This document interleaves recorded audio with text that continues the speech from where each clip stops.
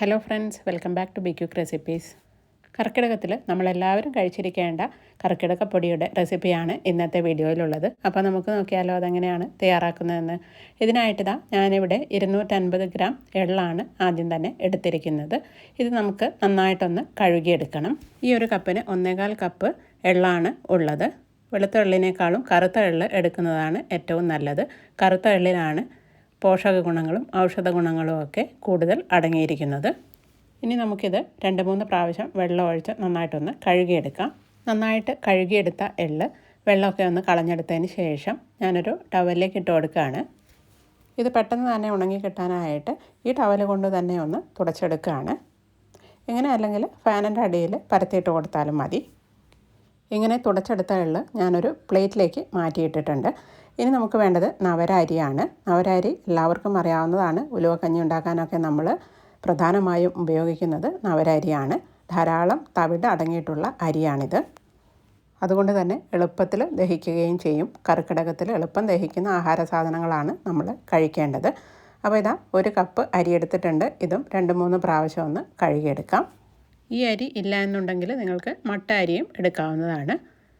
നവര അരി തന്നെ എടുക്കുന്നതാണ് ഏറ്റവും നല്ലത്. അപ്പോൾ ഇത് കഴുകുമ്പോൾ ഒട്ടും തന്നെ തവിടൊന്നും ഇളകി പോവുകയില്ല. ഇത് കണ്ടില്ലേ, ഇതും നമുക്ക് ടവലിലൊന്ന് പരത്തിയിട്ടതിന് ശേഷം ഒന്ന് തുടച്ചെടുത്ത് ഒരു പ്ലേറ്റിലേക്ക് മാറ്റി വയ്ക്കാം. അപ്പോഴേക്കും നമ്മൾ നേരത്തെ കഴുകി തുടച്ചെടുത്ത് പ്ലേറ്റിലേക്ക് മാറ്റി വെച്ചിരുന്ന എള്ള് നല്ല ഡ്രൈ ആയിട്ട് വന്നിട്ടുണ്ട്. കണ്ടില്ലേ. ഇനി നമുക്ക് വേണ്ടത് റാഗിയാണ്. ഇതും 1 കപ്പ് എടുത്തിട്ടുണ്ട്. റാഗി ഡയബറ്റിക് പേഷ്യൻസിനൊക്കെ കഴിക്കുന്നത് ഒരുപാട് നല്ലതാണെന്ന് നിങ്ങൾക്കെല്ലാവർക്കും അറിയാവുന്നതാണ്. റാഗിയുടെയൊക്കെ ഒരുപാട് റെസിപ്പീസ് ഞാൻ എൻ്റെ ചാനലിൽ അപ്ലോഡ് ചെയ്തിട്ടുണ്ട്. ഇതും നമുക്ക് നല്ലപോലെ ഒന്ന് കഴുകിയെടുക്കാം. ധാരാളം അഴുക്കും മണ്ണും പൊടിയൊക്കെ ഇതിലുണ്ടാകും. 4-5 പ്രാവശ്യം കഴുകിയതിന് ശേഷം വേണം നമ്മളിത് നേരത്തെ ചെയ്തതുപോലെ തന്നെ ടവലിലിട്ട് ഒന്ന് തുടച്ചെടുത്തതിന് ശേഷം നമുക്കൊരു പ്ലേറ്റിലേക്ക് പരത്തിയിട്ട് കൊടുക്കാം. ഇനി എടുത്തിരിക്കുന്നത് 1/2 കപ്പ് മുതിരയാണ്. ഇതിൽ ധാരാളം പ്രോട്ടീനും ഫൈബറും ആൻറ്റി ഓക്സിഡൻസും ഒക്കെ അടങ്ങിയിട്ടുണ്ട്. അമിതവണ്ണമുള്ളവർക്കും ഷുഗർ ഉള്ളവർക്കും കൊളസ്ട്രോൾ ഉള്ളവർക്കൊക്കെ കഴിക്കാൻ നല്ലതാണിത്. ഇതും നമുക്ക് കഴുകിയെടുക്കാം. അടുത്തതായിട്ട് എടുത്തിരിക്കുന്നത് 1/2 കപ്പ് ചെറുപയറാണ്. ഇതും നമുക്ക് വെള്ളം ഒഴിച്ച് നന്നായിട്ടൊന്ന് കഴുകിയെടുക്കണം. ഇതിൽ ധാരാളം പ്രോട്ടീൻസും അയേണും ഒക്കെ അടങ്ങിയിട്ടുണ്ട്. ഇതും നമുക്ക് കഴുകിയെടുത്ത് മാറ്റി വയ്ക്കാം. ഇനി നമുക്ക് ഇത് ഓരോന്നായിട്ട് വറുത്തെടുക്കുകയാണ് വേണ്ടത്. അതിനായിട്ട് അടികട്ടിയുള്ള ഒരു സ്റ്റീലിൻ്റെ പാൻ എടുത്തിട്ടുണ്ട്. ആദ്യം തന്നെ നമുക്ക് ഡ്രൈ ആക്കി വെച്ചിരിക്കുന്ന എള്ള് വറുത്തെടുക്കാം. കരിഞ്ഞു പോവാതെ ലോ ടു മീഡിയം ഫ്ലെയിമിൽ വെച്ചിട്ട് വേണം ഇത് വറുത്തെടുക്കാനായിട്ട്. എള്ളിൽ ധാരാളം കാൽഷ്യം, മഗ്നീഷ്യം, ഫോസ്ഫറസ് ഇതെല്ലാം അടങ്ങിയിട്ടുണ്ട്. ധാരാളം കാൽഷ്യം അടങ്ങിയിരിക്കുന്നതുകൊണ്ട് തന്നെ എല്ലുകൾക്കും പല്ലുകൾക്കും ഒക്കെ ഇത് കഴിക്കുന്നത് ഒരുപാട് നല്ലതാണ്. ധാരാളം അയേൺ അടങ്ങിയിരിക്കുന്ന ഒന്നാണ് എള്ള്. അതുകൊണ്ട് തന്നെ അനീമിക് ആയവർക്ക്, അതായത് രക്തക്കുറവുള്ളവർക്ക് ഹീമോഗ്ലോബിൻ്റെ അളവ് കൂടാനായിട്ട് ഇത് കഴിക്കുന്നത് വളരെ നല്ലതാണ്. ആർത്തവ സംബന്ധമായ പ്രശ്നങ്ങളുള്ളവർക്ക് എള്ള് കഴിക്കാവുന്നതാണ്. ടീനേജിലുള്ള പെൺകുട്ടികൾക്ക് കഴിക്കാൻ നല്ലതാണ് എള്ള്.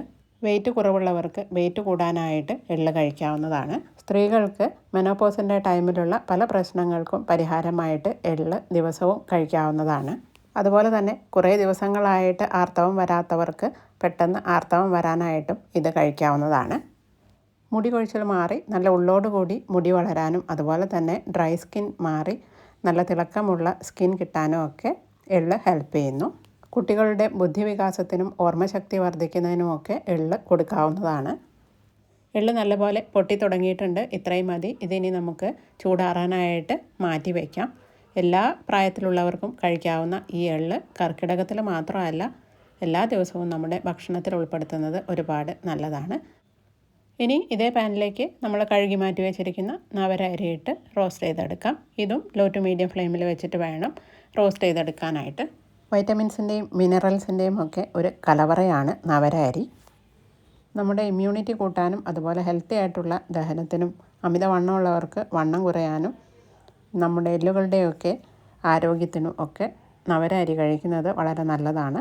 ശ്വാസകോശ സംബന്ധമായ അസുഖങ്ങളുള്ളവർക്കൊക്കെ കഴിക്കാൻ നല്ലതാണിത്.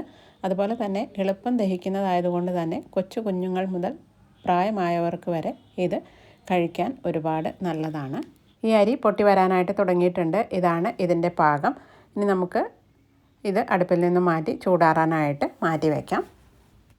ഇനി നമുക്ക് റോസ്റ്റ് ചെയ്തെടുക്കേണ്ടത് അവലാണ്. മട്ട അരിയുടെ 2 കപ്പ് അവൽ ഞാനിവിടെ എടുത്തിട്ടുണ്ട്. കട്ടിയുള്ള അവൽ തന്നെ എടുക്കാനായിട്ട് ശ്രദ്ധിക്കണം. തിന്നായിട്ടുള്ള അവൽ എടുക്കരുത്. മട്ട അരിയുടെ അവൽ തന്നെ എടുക്കുന്നതാണ് ഏറ്റവും നല്ലത്. ഇത് നമുക്കൊന്ന് ലോ ഫ്ലെയിമിലിട്ട് റോസ്റ്റ് ചെയ്തെടുക്കാം. ഇത് കയ്യിലെടുത്ത് ഇങ്ങനെ പൊടിച്ച് നോക്കുമ്പോൾ പൊടിഞ്ഞ് കിട്ടണം. ഇതാണ് ഇതിൻ്റെ പാകം. കണ്ടില്ലേ, നന്നായിട്ട് പൊടിഞ്ഞ് കിട്ടുന്നുണ്ട്, നല്ല ക്രിസ്പി ആയിട്ടുണ്ട്. ഇതും നമുക്ക് ചൂടാറാനായിട്ട് മാറ്റി വയ്ക്കാം. ഇനി നമുക്ക് മുതിര റോസ്റ്റ് ചെയ്തെടുക്കാം. കഴുകി ഡ്രൈ ആക്കിയെടുത്ത മുതിരയാണ്. നമ്മുടെ രോഗപ്രതിരോധ ശേഷി കൂട്ടാനായിട്ട് മുതിര ഹെൽപ്പ് ചെയ്യുന്നു. നമ്മുടെ ശരീരത്തിലെ ചീത്ത കൊളസ്ട്രോൾ കുറയാനും ഹൃദയത്തിൻ്റെ ആരോഗ്യത്തിനൊക്കെ മുതിര കഴിക്കുന്നത് വളരെ നല്ലതാണ്. അയേണിൻ്റെയും ആൻറ്റി ഓക്സിഡൻസിൻ്റെയും ഒക്കെ കലവറയാണ് മുതിര. മുതിര റോസ്റ്റായി വരുംതോറും ഇതുപോലെ ഡാർക്ക് കളറായി വരും. ഇത്രയും മതി. ഇനി നമുക്കിത് ചൂടാറാനായിട്ട് മാറ്റി വയ്ക്കാം. അടുത്തതായിട്ട് നമ്മൾ റോസ്റ്റ് ചെയ്തെടുക്കുന്നത് ചെറുപയറാണ്. ഹൃദയത്തിൻ്റെ ആരോഗ്യത്തിനും ഷുഗറുള്ളവർക്ക് ഷുഗർ കുറയാനും നല്ല ഹെൽത്തി ആയിട്ടുള്ള ദഹനത്തിനും നമ്മുടെ രോഗപ്രതിരോധ ശേഷി വർദ്ധിക്കാനും ഒക്കെ ചെറുപയർ ഹെൽപ്പ് ചെയ്യുന്നു. ചിലതരം ക്യാൻസറുകൾ വരാതെ തടയാനും ചെറുപയർ കഴിക്കുന്നത് വളരെ നല്ലതാണ്. അപ്പോൾ ഇതാ ചെറുപയറും റോസ്റ്റായി വന്നിട്ടുണ്ട്. ഇതിൻ്റെ കളറൊക്കെ മാറി തുടങ്ങിയിട്ടുണ്ട്. ഇത്രയും മതി. ഇതും ചൂടാറാനായിട്ട് മാറ്റി വയ്ക്കുകയാണ്. അപ്പോഴേക്കും റാഗി നന്നായിട്ട് ഡ്രൈ ആയി വന്നിട്ടുണ്ട്. ഇതും നമുക്ക് വറുത്തെടുക്കാം. റാഗിയുടെ ഗുണങ്ങളെപ്പറ്റി എല്ലാ വീഡിയോയിലും ഞാൻ പറയാറുള്ളതാണ്. ധാരാളം ഫൈബറും പ്രോട്ടീനും ആൻറ്റി ഓക്സിഡൻസും അയേണും കാൽഷ്യവും ഒക്കെ റാഗിയിൽ അടങ്ങിയിട്ടുണ്ട്. നമ്മുടെ ഹൃദയത്തിൻ്റെ ആരോഗ്യത്തിനും എല്ലുകളുടെയും പല്ലുകളുടെയും മുടിയുടെയും സ്കിന്നിൻ്റെയും ഒക്കെ ആരോഗ്യത്തിന് റാഗി കഴിക്കുന്നത് വളരെ നല്ലതാണ്. ഷുഗർ ഉള്ളവർക്ക് അരിയും ഗോതമ്പും ഒക്കെ കഴിക്കുന്നതിനേക്കാൾ ഒരുപാട് നല്ലതാണ് റാഗി കഴിക്കുന്നത്. റാഗി ഒന്ന് ചൂടായി വരുന്ന സമയത്ത് ഞാനിതിലേക്ക് 2 ടേബിൾ സ്പൂണോളം ചെറിയ ജീരകം ചേർത്ത് കൊടുക്കുകയാണ്, ക്യുമിൻ സീഡ്സ്. ഇതിൻ്റെ ഒപ്പം തന്നെ 8-10 ഏലക്ക കൂടി തൊലി കളഞ്ഞ് ഇതിലേക്ക് ചേർക്കുന്നുണ്ട്. ഇത് നമ്മൾ റാഗി പൊടിച്ചെടുക്കുമ്പോൾ ഒന്നിച്ച് തന്നെ പൊടിഞ്ഞ് കിട്ടാനായിട്ടാണ് ഇതിൻ്റെ ഒപ്പം ചേർക്കുന്നത്. ഇങ്ങനെ ചേർക്കാൻ ഇഷ്ടമില്ലാത്തവർക്ക് സെപ്പറേറ്റ് ആയിട്ട് ഇത് പൊടിച്ചെടുത്ത് ചേർക്കുകയും ചെയ്യാം. റാഗി നന്നായിട്ട് റോസ്റ്റായി മൂത്ത് വന്നിട്ടുണ്ട്. നമുക്കിതും മാറ്റി വയ്ക്കാം. ഇനി നമുക്ക് കുറച്ച് നട്ട്സാണ് റോസ്റ്റ് ചെയ്തെടുക്കാനുള്ളത്. ആദ്യം തന്നെ നിലക്കടല എടുക്കുകയാണ്. 1.5 കപ്പ് നിലക്കടല എടുത്തിട്ടുണ്ട്. ഇത് വറുത്ത നിലക്കടലയാണ് കേട്ടോ. ഇതൊന്ന് ചൂടാക്കി എടുത്താൽ മാത്രം മതി. വറുക്കാത്ത നിലക്കടലയാണെങ്കിൽ നിങ്ങൾ വറുത്തെടുത്താൽ മതി. വറുത്ത് തൊലി കളഞ്ഞെടുക്കാവുന്നതാണ്. തൊലി കളഞ്ഞോ അല്ലെങ്കിൽ തൊലിയോട് കൂടിയോ ചേർക്കാവുന്നതാണ്. തൊലിയോട് കൂടി തന്നെ കഴിക്കണം എന്നാണ് പറയാറ്. അത് തന്നെയാണ് ഹെൽത്തിയും. അപ്പോൾ ഇതൊന്ന് ചൂടാക്കി എടുത്തിട്ട് നമുക്കിത് മാറ്റി വയ്ക്കാം. നിലക്കടലയിൽ ധാരാളം പ്രോട്ടീൻസും ഹെൽത്തി ഫാറ്റ്സും ഫൈബറും അതുപോലെ തന്നെ വൈറ്റമിൻസും മിനറൽസും ഒക്കെ അടങ്ങിയിട്ടുണ്ട്. ഹൃദയത്തിൻ്റെ ആരോഗ്യത്തിന് ഇത് കഴിക്കുന്നത് ഒരുപാട് നല്ലതാണ്. ഇത് മാറ്റി വെച്ചതിന് ശേഷം നമുക്കിതേ പാനിൽ തന്നെ 2 കപ്പ് ബദാം കൂടി റോസ്റ്റ് ചെയ്തെടുക്കാം. ബദാം നിങ്ങളുടെ കയ്യിലില്ല എന്നുണ്ടെങ്കിൽ അതിനനുസരിച്ച് നമ്മുടെ നിലക്കടലയുടെ അളവ് കൂട്ടിയെടുത്താൽ മതിയാകും. ധാരാളം vitamins, minerals, healthy fats, antioxidants ഇതെല്ലാം അടങ്ങിയിരിക്കുന്ന ബദാം കഴിക്കുന്നത് ഹൃദയാരോഗ്യത്തിന് വളരെ നല്ലതാണ്. അതുപോലെ തന്നെ ബ്ലഡ് ഷുഗർ കൺട്രോൾ ചെയ്യാനും അമിതവണ്ണമുള്ളവർക്ക് വെയിറ്റ് കുറയാനും ഒക്കെ ഇത് ഹെൽപ്പ് ചെയ്യുന്നു. നമ്മുടെ സ്കിന്നിന് ഒരുപാട് നല്ലതാണ് ബദാം കഴിക്കുന്നത്. വൈറ്റമിൻ ഇ ധാരാളം അടങ്ങിയിരിക്കുന്ന ബദാം കഴിക്കുന്നത് നമ്മുടെ ബ്രെയിനിൻ്റെ ഹെൽത്തിന് വളരെ നല്ലതാണ്. ഫോസ്ഫറസും കാൽഷ്യവും ഒക്കെ ബദാമിൽ ധാരാളമായിട്ട് അടങ്ങിയിട്ടുണ്ട്. ഇത് കഴിക്കുന്നത് നമ്മുടെ എല്ലുകളുടെ ആരോഗ്യം വർദ്ധിപ്പിക്കുന്നു. ഇതിലടങ്ങിയിരിക്കുന്ന മഗ്നീഷ്യം നമ്മുടെ സ്ട്രെസ്സ് കുറയ്ക്കാനായിട്ട് വളരെയധികം ഹെൽപ്പ് ചെയ്യുന്നു എന്നാണ് പഠനങ്ങൾ പറയുന്നത്. ഇതും ആവശ്യത്തിന് റോസ്റ്റായിട്ടുണ്ട്. നമുക്കിനി ഇത് മാറ്റി വയ്ക്കാം. ഇനി നമുക്ക് വറുത്ത് വെച്ചിരിക്കുന്നതെല്ലാം പൊടിച്ചെടുക്കുകയാണ് വേണ്ടത്. ആദ്യം തന്നെ എള്ള് പൊടിച്ചെടുക്കുകയാണ്. എള്ള് വല്ലാതങ്ങ് സ്മൂത്തായിട്ട് പൊടിച്ചെടുക്കേണ്ട ആവശ്യമില്ല. ഒന്ന് ക്രഷ് ചെയ്തെടുത്താൽ മതിയാകും. ക്രഷ് ചെയ്തെടുത്ത എള്ള് വലിയൊരു പാത്രത്തിലേക്ക് ഇട്ട് കൊടുക്കുകയാണ്. ഒട്ടും തന്നെ വെള്ളത്തിൻ്റെ അംശമില്ലാത്ത പാത്രത്തിലേക്ക് വേണം ഇതിട്ട് കൊടുക്കാനായിട്ട്. അതുപോലെ തന്നെ മിക്സിയുടെ ജാറിലൊന്നും ഒട്ടും തന്നെ വെള്ളം ഉണ്ടാകാൻ പാടില്ല. വെള്ളത്തിൻ്റെ അംശം ഉണ്ടെങ്കിൽ ഇത് പെട്ടെന്ന് കേടുവരും. ഒട്ടും തന്നെ വെള്ളത്തിൻ്റെ അംശം ഇല്ലെങ്കിൽ ഒരുപാട് കാലം നമുക്കിത് കേടാകാതെ സൂക്ഷിക്കാനായിട്ട് പറ്റും. അടുത്തതായിട്ട് അവിൽ ഞാൻ പൊടിച്ചെടുത്തിട്ടുണ്ട്. ഇനി നവര അരി പൊടിച്ചെടുക്കാം. അവിലും നവര അരിയൊക്കെ നല്ല സ്മൂത്തായിട്ട് തന്നെ പൊടിഞ്ഞ് കിട്ടിയിട്ടുണ്ട്. ഇനി നമുക്ക് മുതിരയും ചെറുപയറും ഒന്നിച്ച് തന്നെ പൊടിച്ചെടുക്കാവുന്നതാണ്. ഇതും നല്ല സ്മൂത്തായിട്ട് തന്നെ പൊടിച്ചെടുക്കാം. ഇടയ്ക്ക് എല്ലാം കൂടി ഒന്ന് മിക്സ് ചെയ്തെടുക്കുന്നത് നല്ലതാണ്. അവസാനം എല്ലാം കൂടി മിക്സ് ചെയ്തെടുക്കാനായിട്ട് ഇല്ലെങ്കിൽ ബുദ്ധിമുട്ടാകും. ഇനി നമുക്ക് റാഗി പൊടിച്ചെടുക്കാം. റാഗിയുടെ ഒപ്പം ചെറിയ ജീരകവും ഏലക്കയും കൂടിയുണ്ട്. ഇതെല്ലാം കൂടി നല്ല സ്മൂത്തായിട്ട് തന്നെ പൊടിച്ചെടുത്ത് ഇതിലേക്ക് ചേർക്കാം. ഇനി പൊടിച്ചെടുക്കാനുള്ളത് നട്ട്സാണ്. നിലക്കടല ഒന്ന് പൊടിച്ചെടുക്കാം. ഇത് നല്ല ഫൈനായിട്ട് പൊടിച്ചെടുക്കേണ്ട ആവശ്യമില്ല. നട്ട്സൊക്കെ ഒന്ന് ക്രഷ് ചെയ്തെടുത്താൽ മതി. ഇടയ്ക്ക് ഈ നട്ട്സിൻ്റെ കഷ്ണങ്ങളൊക്കെ കടിക്കാൻ കിട്ടുന്നത് നല്ലൊരു ടേസ്റ്റ് ആയിരിക്കും. അപ്പോൾ ഇതാ നിലക്കടല ഒന്ന് ക്രഷ് ചെയ്തെടുത്തിട്ടുണ്ട്. ഇനി നമുക്ക് ബദാം ഒന്ന് പൊടിച്ചെടുക്കാം. ബദാം കൂടുതലുള്ളത് കൊണ്ട് തന്നെ 2 പ്രാവശ്യമായിട്ടാണ് ഞാനിത് പൊടിച്ചെടുക്കുന്നത്. 2-3 പ്രാവശ്യം പൾസ് ചെയ്തെടുക്കുമ്പോഴേക്കും ഇതൊന്ന് ക്രഷ് ചെയ്ത് കിട്ടിയിട്ടുണ്ട്. ചെറിയ ചെറിയ കഷ്ണങ്ങളൊക്കെ ഉണ്ട്, അത് കുഴപ്പമില്ല. അപ്പോൾ ഇതാ 2 പ്രാവശ്യമായിട്ട് പൊടിച്ച് ഞാനിതിലേക്ക് ചേർക്കുകയാണ്. ഇനി നമുക്ക് ഇതിലേക്കൊരു ഫ്ലേവറിനായിട്ട് ചുക്കുപൊടിയാണ് ചേർക്കേണ്ടത്. 2 ടേബിൾ സ്പൂൺ ചുക്കുപൊടി ഞാനിതിലേക്ക് ചേർക്കുകയാണ്. ഏലക്കയും ജീരകവും നമ്മൾ ഓൾറെഡി റാഗിയുടെ കൂടെ ചേർത്ത് പൊടിച്ചെടുത്തിട്ടുണ്ടല്ലോ. അത് സെപ്പറേറ്റ് ആയിട്ട് ചതച്ചോ പൊടിച്ചോ ഒക്കെ ചേർക്കാൻ ഇഷ്ടമാണെങ്കിൽ അങ്ങനെയും ചേർക്കാവുന്നതാണ്. ഞാൻ എടുത്തിരിക്കുന്ന ഈ പാത്രം ചെറുതായി പോയി. അപ്പോൾ ഇത് മിക്സ് ചെയ്തെടുക്കാനായിട്ട് കുറച്ച് ബുദ്ധിമുട്ടാണ്. അതുകൊണ്ട് തന്നെ ഞാനിതൊരു വലിയ പാത്രത്തിലേക്ക് മാറ്റി നന്നായിട്ട് തന്നെ ഒന്ന് മിക്സ് ചെയ്തെടുക്കുകയാണ്.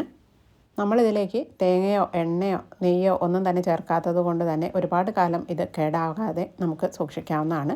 ഫ്രിഡ്ജിലൊന്നും സൂക്ഷിക്കേണ്ട കാര്യമില്ല. എയർ ടൈറ്റായിട്ടുള്ള ഒരു കണ്ടെയ്നറിൽ നമ്മൾ അടച്ച് സൂക്ഷിച്ചാൽ മതി.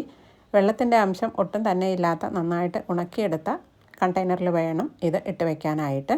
അതുപോലെ തന്നെ നമ്മൾ ഇതെടുക്കാൻ ഉപയോഗിക്കുന്ന സ്പൂണിലും പാത്രത്തിലും ഒന്നും തന്നെ വെള്ളത്തിൻ്റെ അംശം ഉണ്ടാകാൻ പാടില്ല. ഇനി ഇത് നമുക്ക് എങ്ങനെയാണ് കഴിക്കുന്നതെന്ന് നോക്കാം. ആവശ്യത്തിന് പൊടി ഒരു പ്ലേറ്റിലേക്ക് എടുത്തതിന് ശേഷം ഇതിലേക്ക് കുറച്ച് ചെറിയ തേങ്ങ ചേർക്കാം.